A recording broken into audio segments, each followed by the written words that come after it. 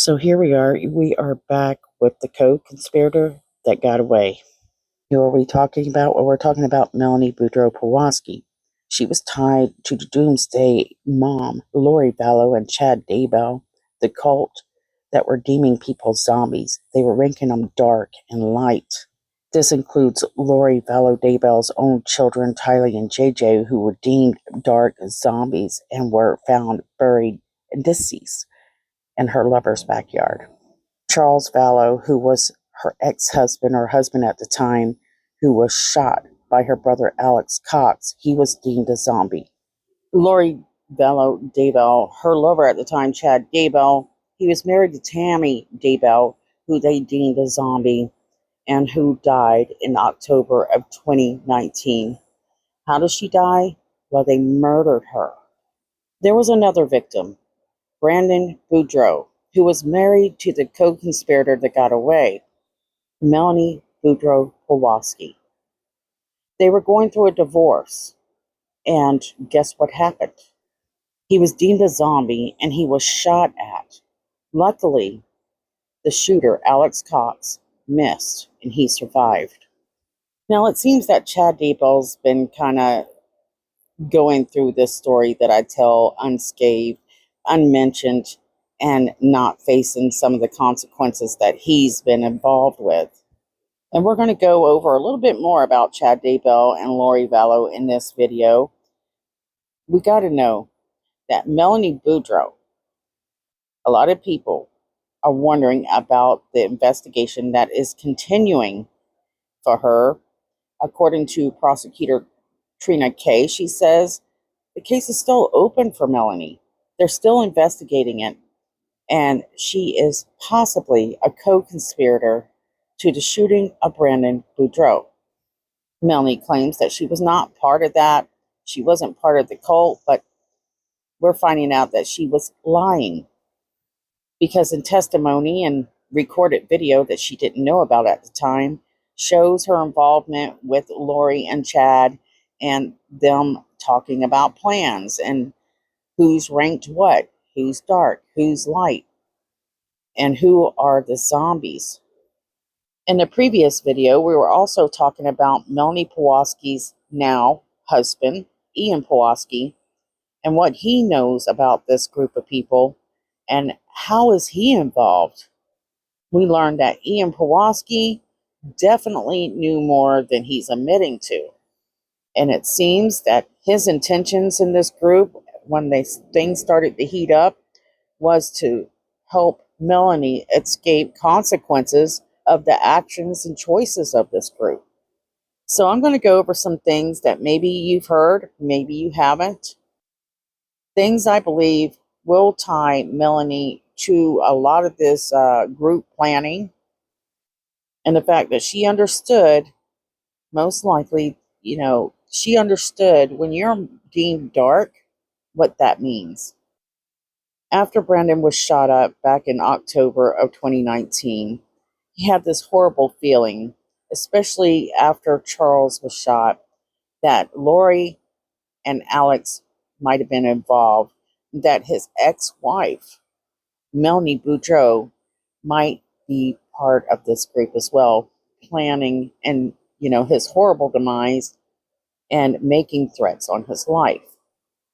Remember, he had already seen Charles Vallow go through this, how he was scared for his life, and the things that they were saying about Charles, well, they were now saying about Brandon.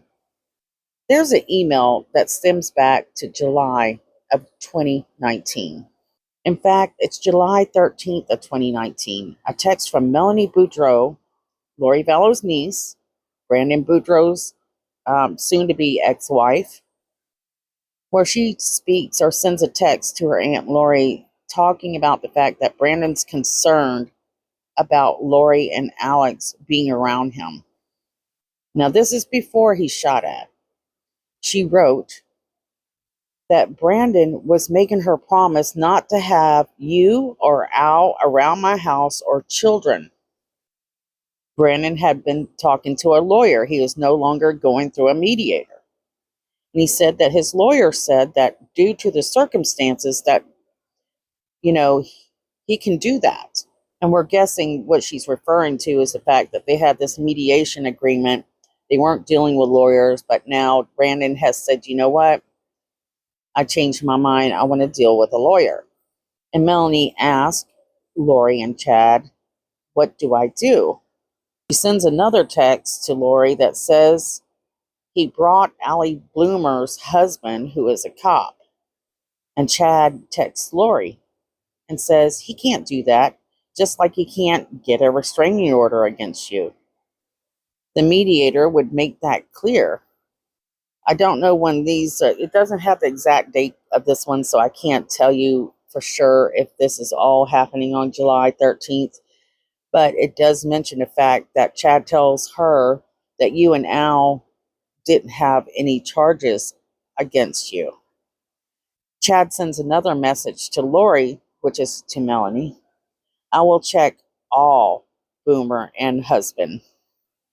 Most likely what he's saying there is he's going to go through and he's going to do his spiritual meditation, get in his portal, and seek revelation answers to whether or not these people are dark or light and what level they are. But Chad wasn't the only one doing this. Lori also seemed to have these gifts to do the same thing. Lori types Chad and says, good idea. Most likely, Lori is kind of mediating between the conversation between Chad and Melanie and herself. Chad to Lori. Allie Boomer is a 4.1 dark. Her cop husband is a 3 dark. I suppose Brandon doesn't know yet about the discovered Charles texts? Lori to Chad. Not yet, but I'm sure he knows it's not good. They had a lot of conflict. Mel says he looked scared.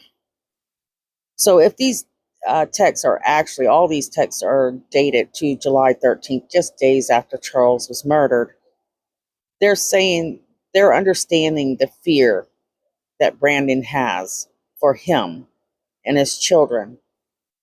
And so this would be months before they actually took a shot at Brandon when he returned home from the gym that day on October 3rd of 2019. Lori sends a text and an emoji, a dark emoji, to Melanie saying that Allie Boomer's husband is a 3 dark. Now, these texts are very important to show, just how involved Melanie was with Lori and Chad, this group, their belief system, and how she was seeking out their guidance. This isn't Lori seeking out Melanie. This is Melanie seeking out them and needing their help. Now, around this time, Melanie had moved into a new rental house that Brandon helped her out with. And Lori texts Chad and asks, can you clear Mel's new house? She is sleeping there tonight, and check it for recording devices. Now, real quick, there is testimony with Melanie and interviews where she mentions she was told by Chad multiple times that there were that Brandon had stuck these devices on her car and her house. The purpose of these devices were to track her and to follow her. And for Melanie, she says this is where it kind of started to make her believe that Chad had gifts, because he was right.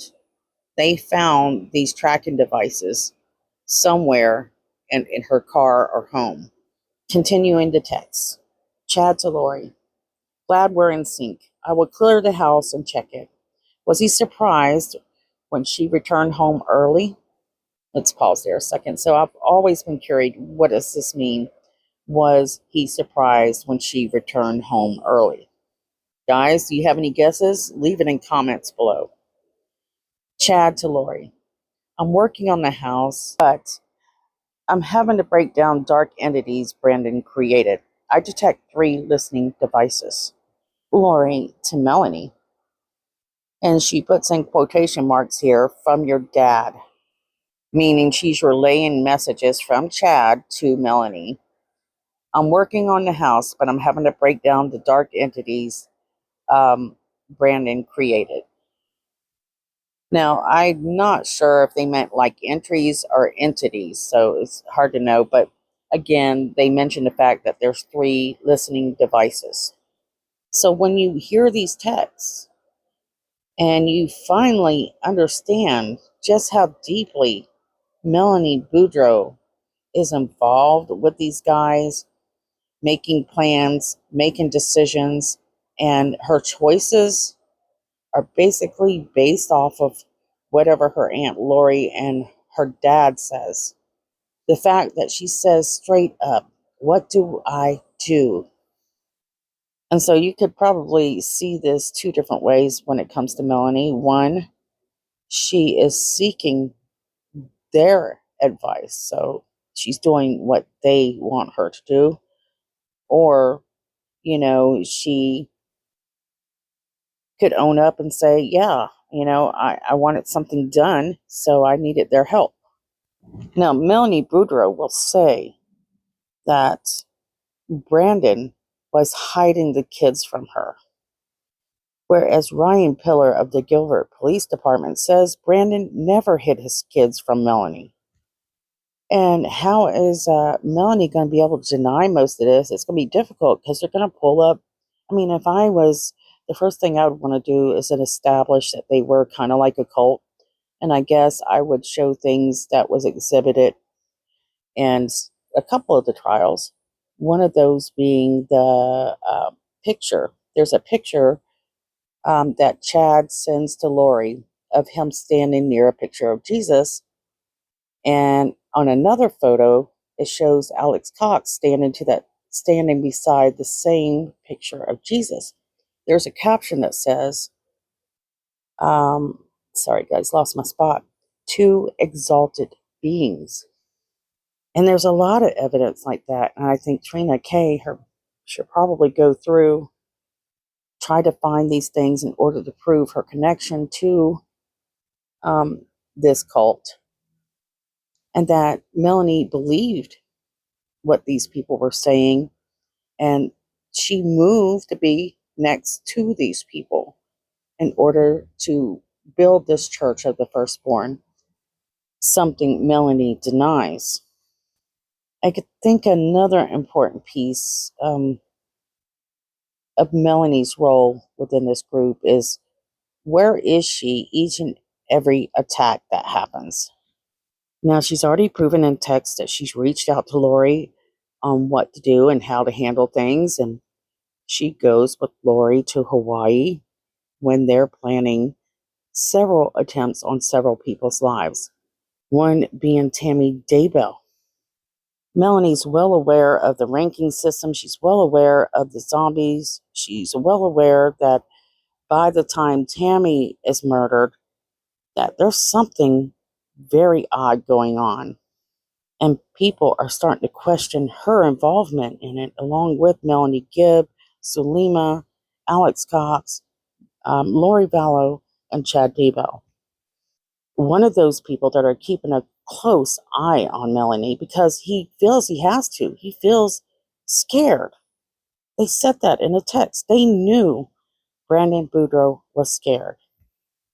And they seem to be enjoying every moment of the fear Brandon Boudreaux was experiencing. So when you think about November, when she's coming up to Brandon's parents' house, banging on the door, going in their garage, threatening and yelling for the kids, who does she have with her? Alex Cox. We know that Brandon at this time is very suspicious of Alex Cox and Lori Vallow, more so than Melanie Boudreaux. And it just seems to me that this group of people intended to push Brandon to the max when it comes to fear, feeling unsafe, and worried. So that's my opinion based off the text messages and what we learned during the research. And according to Aubrey, a girl that was part of this group for a small period of time, she was threatened directly by Lori to be murdered, cut up into little pieces and put into a bag.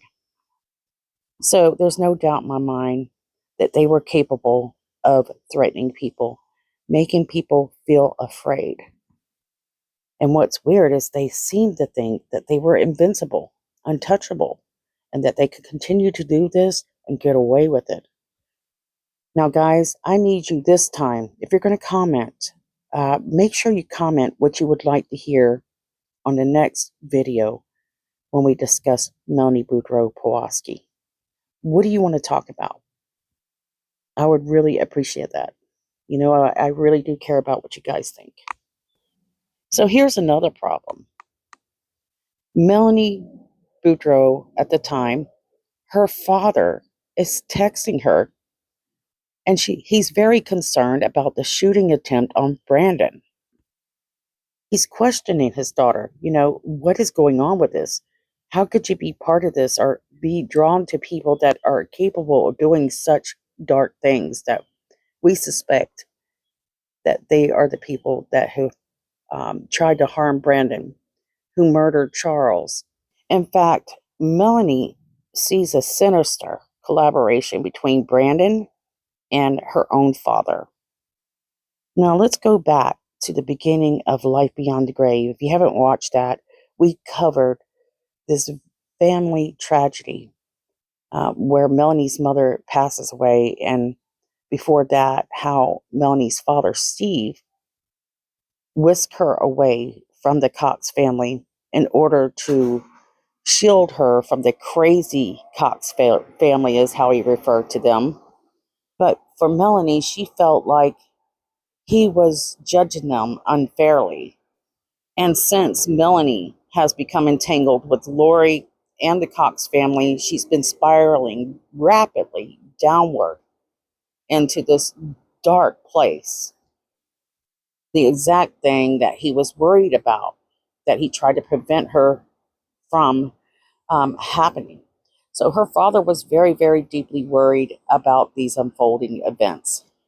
And Melanie seemed to compare the separation from her own children to that of her being torn away from her own mother when she was young. Despite her denials of being in a cult, she believed her father should love her unconditionally, even if he suspected otherwise. And she determinedly denied any involvement in the attempts on Brandon's life, pleading for her father to accept her for who she was. But in the same breath, she had pushed him away, claiming she was allowing others to figure things out. While she stated she didn't judge fear, her actions suggested otherwise. She showed no concern for Brandon's or her children's safety.